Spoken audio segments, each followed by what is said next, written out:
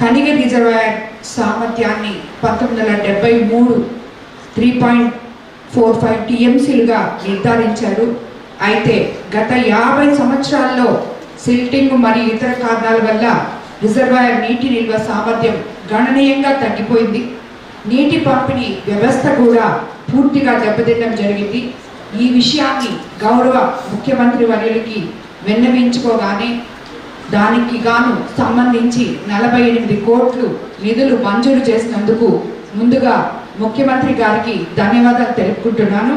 అలాగే ప్రస్తుతం రిజర్వాయర్ నీటి నిల్వలు సమృద్ధిగా ఉన్నాయి. రెండవ పంటకు కూడా నీరు అందించే విధంగా ప్రణాళికలు సిద్ధం చేశారు అధికారులు. అయితే మాటికి వాతావరణ శాఖ మనకు సూపర్ ఎలినినో ప్రభావంతో ఈ సంవత్సరం అధిక ఎండలు ఉండే విధంగా మనకి హెచ్చరికలు ఇస్తూ ఉంది. దాంతో ఈ నేపథ్యంలో ఇరిగేషన్ అధికారులు, నీటి సంఘాల అధ్యక్షులు, డిస్ట్రిబ్యూటర్ కమిటీ అధ్యక్షులు, ప్రాజెక్ట్ కమిటీ అధ్యక్షులు, రైతు సంఘాల నాయకులు, రైతులు అందరూ కూడా మన గౌరవ ముఖ్యమంత్రి గారి మార్గదర్శకాలను పాటించాలని చెప్పి నీటిని అతి పొదుపుగా వాడుకోవాలని చెప్పి కూడా మీకు అందరికీ తెలియజేసుకుంటున్నాను.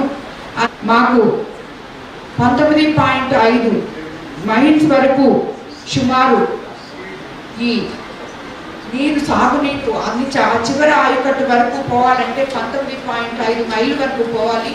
మాకు సుమారు అఫ్షేల్కి అయితేనేమి అనఫ్షేల్కి అయితేనేమి 1,10,000 ఎకరాలకి సాగునీరు అందించే విధం ఉంది. చివరి ఆయకట్టు వరకు నీళ్ళు అందించాలంటే మనం ప్రతిసారి మాట్లాడుకుంటూనే ఉన్నాం లష్కర్ల గురించి. ఆ లష్కర్లు పాత్ర ఎంతో కీలకమైందని మనందరికీ తెలిసి ఇప్పుడే రైతు నాయకులు అయితేనేమి డిస్ట్రిబ్యూటెడ్ కమిటీ చైర్మన్స్ అయితేనేమి అందరూ చెప్పడం జరిగింది. ఇరిగేషన్ శాఖలో లష్కర్ల కొరత కారణంగా అవుట్ సోర్సింగ్ విధానంలో సేవలు వినియోగిస్తున్నాం. అయితే ఈ అవుట్ సోర్సింగ్ సిబ్బందికి చాలా కాలంగా వాళ్ళకి జీతాలు ఇవ్వకుండా వాళ్ళని మనం చాలా ఇబ్బందులు పెడుతున్నాం. ఇరిగేషన్ శాఖ దీన్ని ఎలాగైనా కానీ పరిశీలించాలని చెప్పి మంత్రివర్యుల ద్వారా, కలెక్టర్ గారి ద్వారా నేను కోరుకుంటున్నాను. ఇది పదే చెప్తున్నాం మనం, కానీ ఈ సమస్య అయితే పరిష్కారం కావట్లేదు.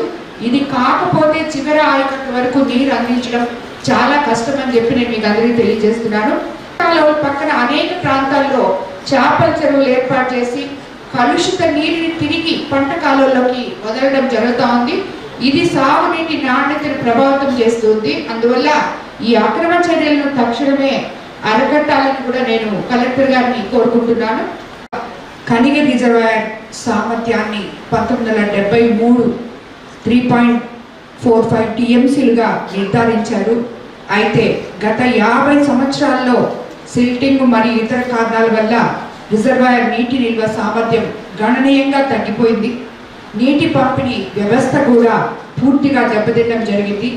ఈ విషయాన్ని గౌరవ ముఖ్యమంత్రి వర్యులకి విన్నవించుకోగానే దానికి గాను సంబంధించి 48 కోట్లు నిధులు మంజూరు చేసినందుకు ముందుగా ముఖ్యమంత్రి గారికి ధన్యవాదాలు తెలుపుకుంటున్నాను.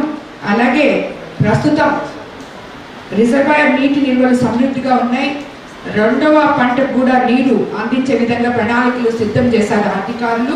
అయితే మాటికి వాతావరణ శాఖ మనకు సూపర్ ఎలినినో ప్రభావంతో ఈ సంవత్సరం అధిక ఎండలు ఉండే విధంగా మనకి హెచ్చరికలు ఇస్తూ ఉంది. దాంతో ఈ నేపథ్యంలో ఇరిగేషన్ అధికారులు, నీటి సంఘాల అధ్యక్షులు, డిస్ట్రిబ్యూటర్ కమిటీ అధ్యక్షులు, ప్రాజెక్ట్ కమిటీ అధ్యక్షులు, రైతు సంఘాల నాయకులు, రైతులు అందరూ కూడా మన గౌరవ ముఖ్యమంత్రి గారి మార్గదర్శకాలను పాటించాలని చెప్పి నీటిని అతి పొదుపుగా వాడుకోవాలని చెప్పి కూడా మీకు అందరికీ తెలియజేసుకుంటున్నాను. మాకు 19.5 మైల్స్ వరకు సుమారు ఈ నీరు సాగునీరు అన్ని చివరి ఆయకట్టు వరకు పోవాలంటే 19.5 మైళ్ళ వరకు పోవాలి. మాకు సుమారు అఫ్షేల్కి అయితేనేమి అనఫ్షేల్కి అయితేనేమి 1,10,000 ఎకరాలకి సాగునీరు అందించే విధం ఉంది. చివరి ఆయకట్టు వరకు నీళ్ళు అందించాలంటే మనం ప్రతిసారి మాట్లాడుకుంటూనే ఉన్నాం లష్కర్ల గురించి. ఆ లష్కర్లు పాత్ర ఎంతో కీలకమైందని మనందరికీ తెలిసి ఇప్పుడే రైతు నాయకులు అయితేనేమి డిస్ట్రిబ్యూటెడ్ కమిటీ చైర్మన్స్ అయితేనేమి అందరూ చెప్పడం జరిగింది. ఇరిగేషన్ శాఖలో లష్కర్ల కొరత కారణంగా అవుట్ సోర్సింగ్ విధానంలో సేవలు వినియోగిస్తున్నాం. అయితే ఈ అవుట్ సోర్సింగ్ సిబ్బందికి చాలా కాలంగా వాళ్ళకి జీతాలు ఇవ్వకుండా వాళ్ళని మనం చాలా ఇబ్బందులు పెడుతున్నాం. ఇరిగేషన్ శాఖ దీన్ని ఎలాగైనా కానీ పరిశీలించాలని చెప్పి మంత్రివర్యుల ద్వారా కలెక్టర్ గారి ద్వారా నేను కోరుకుంటున్నాను. ఇది పదే పదే చెప్తున్నాం మనం, కానీ ఈ సమస్య అయితే పరిష్కారం కావట్లేదు. ఇది కాకపోతే చివరి ఆయకట్టు వరకు నీరు అందించడం చాలా కష్టం అని చెప్పి నేను మీకు అందరికీ తెలియజేస్తున్నాను. పక్కన అనేక ప్రాంతాల్లో చేపల చెరువులు ఏర్పాటు చేసి కలుషిత నీటిని తిరిగి పంట కాలువలోకి వదలడం జరుగుతూ ఉంది. ఇది సాగునీటి నాణ్యతను ప్రభావితం చేస్తుంది. అందువల్ల ఈ అక్రమ చర్యలను తక్షణమే అరకట్టాలని కూడా నేను కలెక్టర్ గారిని కోరుకుంటున్నాను.